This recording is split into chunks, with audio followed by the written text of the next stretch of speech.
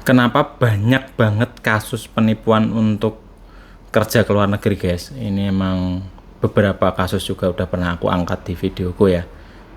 Nah, untuk lebih jelasnya kenapa banyak banget yang ketipu, simak terus video ini sampai akhir ya, guys, biar tambah pengetahuan tetap di Wawan Kelayapan.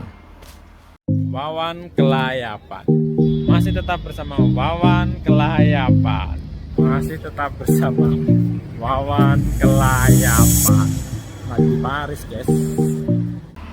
Bagi yang baru gabung di channelku Wawan Kelayapan ini, diklik dulu tombol subscribe-nya dan jangan lupa nyalain juga tombol loncengnya biar kalau ada update terbaru dari aku teman-teman selalu dapat notifikasi, biar kalau ada berita-berita atau info-info kayak gini teman-teman itu selalu bisa update, jadi ada tambah pengetahuan lah. Nah, diklik subscribe dulu ya. Nah, ini di sini.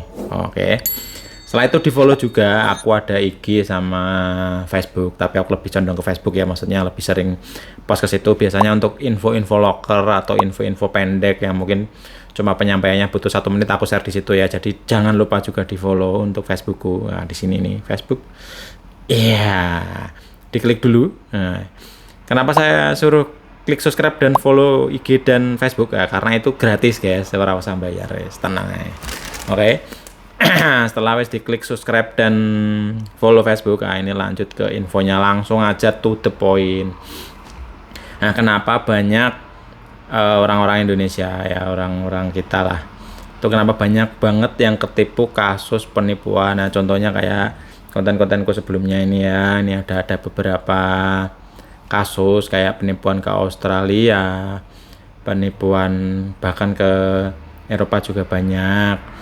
Terus ke Australia itu kayaknya kalau nggak salah 2 kali aku bikin, sama yang 1 kali itu upload dari berita, terus yang kedua itu langsung ke narasumber. Nah, banyak, guys, maksudnya sebenarnya kasus-kasus penipuan itu banyak, tapi emang sebagian belum aku upload.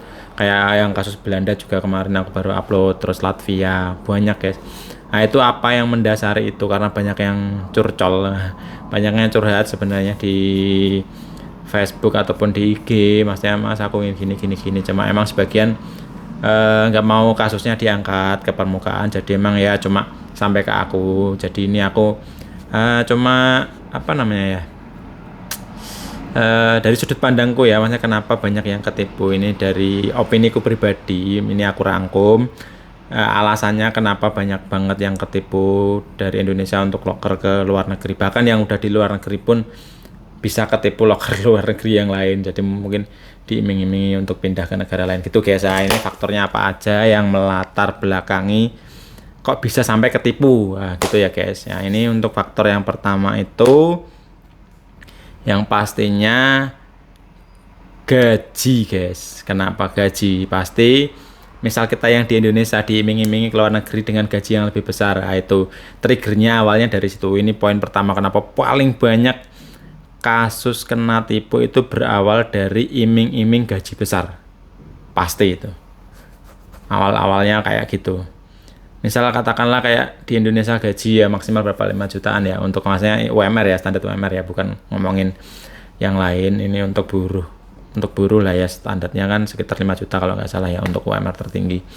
Ntar ditawari untuk kerja ke biasanya itu negara-negara yang gajinya tinggi kayak Australia, New Zealand, Inggris ya, pokoknya gaji-gaji yang rate gajinya jauh lebih tinggi. Ada juga yang kasus Eropa ya, maksudnya untuk diiming-iming ke Eropa, pokoknya intinya itu yang jauh lebih tinggi, mungkin bisa 3 atau 4 kali lipat gaji di Indonesia. Jadi itu biasanya trigger utamanya itu dari situ, diiming-iming gaji besar. Nah, itu yang poin pertama. Yang kedua itu proses yang mudah. Kalau mau keluar negeri itu sebenarnya, guys, prosesnya itu pasti agak panjang. Maksudnya walaupun mudah, tapi pasti step by stepnya itu lumayan panjang. Nggak langsung ujuk-ujuk kita daftar langsung berangkat, itu nggak bisa, guys.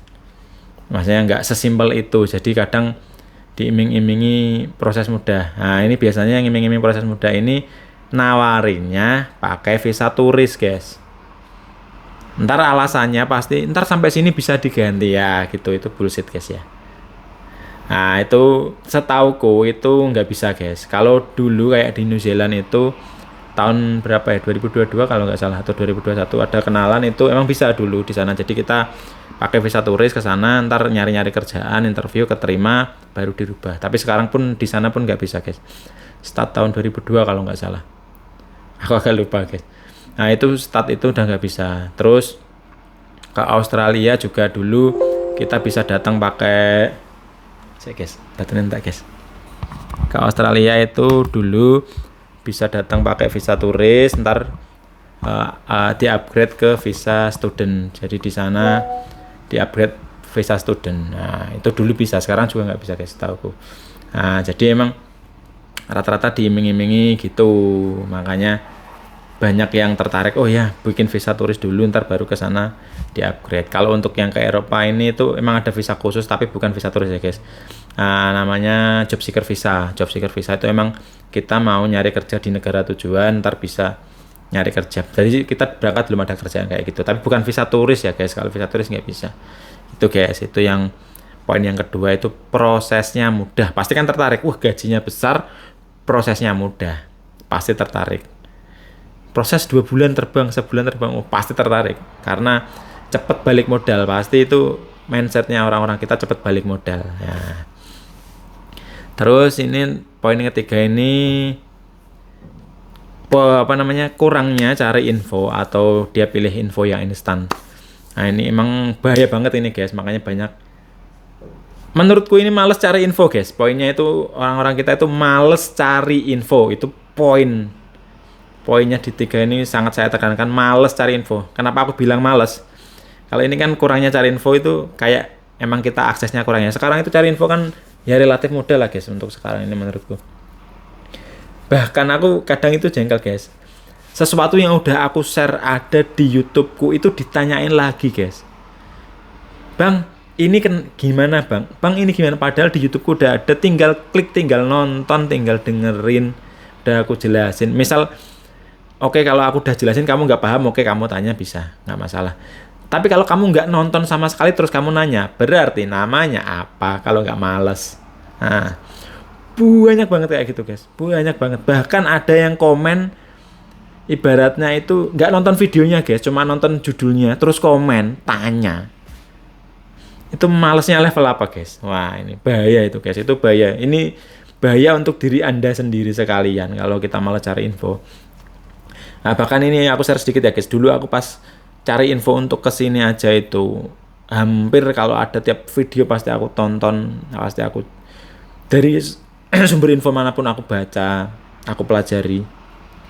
Jadi biar aku paham guys, minimal aku pertama kali merantau guys, bahkan dikira orang itu udah beberapa kali ya merantau. Ini pertama kali aku merantau, tapi karena emang aku cari infonya masif, aku pelajari, oh jenis visa ini, jenis ini, prosesnya sebenarnya gini. Nah itu jadi minimal tahu dulu lah guys, basic-basicnya gimana. Jadi itu nggak gampang untuk ke-trigger dengan tawaran-tawaran yang nggak masuk akal. Misal katakanlah aku udah riset gaji di negara A itu sekitar segini, sekitar 10 juta misal. Terus ada yang nawarin dengan gaji 30 juta dengan posisi yang low skill. Nah kan udah nggak masuk akal guys. Nah gitu, intinya kayak gitu guys. Jadi dengan banyaknya kita cari info, minimal kita bisa meminimalisir ya. Aku nggak bilang kita nggak bisa ketipu, enggak, tapi maksudnya minimal kita bisa meminimalisir untuk terjerumus ke situ guys. Nah jadi ya minimal kita membentengi diri kita dulu dengan pengetahuan, karena pengetahuan itu emang itu emang hebat banget untuk membentengi diri kita dari penipuan atau hal-hal bodoh lah istilahnya. Nah itu intinya itu guys, kurangnya info, malesnya cari info. Nah ini untuk yang poin ketiga. Untuk poin keempat, itu asal percaya sesama orang Indonesia. Ini bahaya guys. Ini bahaya guys. Jangan ada kata-kata masa sama orang Indonesia sendiri nggak percaya. Masalahnya banyak juga orang-orang kita yang di luar negeri itu nipu. Gitu guys. Maksudnya dalam artian, nah ini banyak guys kasusnya. Sama-sama perantau, nipu perantau yang lain itu ada. Jadi emang jangan asal percaya, oh ini orang Indonesia yang ada di luar negeri terus percaya. Jangan guys. Tetap jangan asal percaya. Nggak semudah itu guys. Itu jadi rata-rata itu ada juga yang sering sering chat, Mas bisa nggak bantu aku ke sini Mas. Nah, kalau aku niatnya jelek guys, itu bisa jadi korban.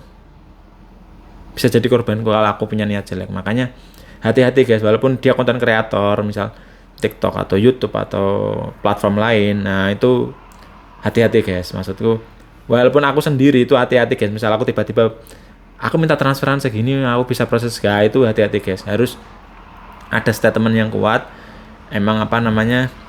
Bener-bener ini prosesnya A, B, C, runtut dan bener, nah, baru kalian bisa proses. Tapi kalau asal ini aku bisa bantu transfer aja segini, ya itu hati-hati guys. Walaupun dia konten kreator itu hati-hati.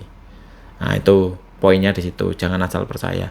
Apalagi cuma percaya, oh dia udah kerja di sini aku mau ikut. Nah, gitu hati-hati guys. Ya ada yang memang beneran bisa bantu, itu ada, aku nggak memungkiri ada, tapi emang hati-hati, maksudnya hati-hati dalam memilah-milih lah. Oh ini yang bener orangnya, ini yang enggak, itu susah guys emang. Itu poin yang keempat. Nah, terus poin yang kelima itu percaya dengan sponsor. Sebenarnya ini mirip lah poin sama yang keempat. Jangan asal percaya sama orang Indonesia yang di medsos atau di negara lain. Nah ini kalau percaya dengan sponsor itu rata-rata masih di Indonesia maksudnya. Nah itu juga bahaya guys. Makanya aku selalu nyaranin buat teman-teman itu langsung proses ke PT. Kalau misal pengen proses ke PT ya. Nah kalau lewat sponsor itu agak riskan lah. Ntar sponsornya kabur, nah sponsornya hilang. Nah, itu riskan karena emang ada beberapa juga yang ketipu lewat sponsor. Bahkan ini tetangga kecamatanku sendiri guys. Ini LPK percaya sama sponsor. Jadi orang yang apa namanya sih, sekolah di situ, sekolah di LPK di situ, itu percaya sama sponsor ini. Sekitar 40 orang dimasukin semua ke sana. Udah masuk dana sekitar 50 jutaan per orang 50 jutaan. Nah itu nggak berangkat ke sampai ini, sampai hari ini. Itu kasusnya udah dari 2023 akhir kayaknya, kalau nggak salah seingatku. Itu tetangga kecamatanku guys, cuma selisih satu kecamatan dari tempatku. Itu kasusnya udah dari 2023 lalu, seingatku akhir 2023. Itu kasusnya untuk keberangkatan ke Hungari guys. Terus diomongin pindah ke sini lah, pindah ke sini, akhirnya sampai saat ini nggak ada yang berangkat guys. Nah itu makanya aku bilang itu hati-hati untuk apalagi sponsor yang kita nggak kenal, kita nggak tahu rumahnya. Walaupun tetangga sendiri ya, kayak kasus yang di Australia itu kan tetangganya sendiri guys ya, untuk pemberangkatan ke Australia. Padahal tetangganya sendiri itu juga ketipu guys. Walaupun memang akhirnya uangnya dibalikin dikit lah, orangnya dipenjara, sponsornya maksudnya ya. Tapi kan ya kita juga tetap rugi ya guys. Maksudnya kita udah kehilangan uang, udah kehilangan waktu.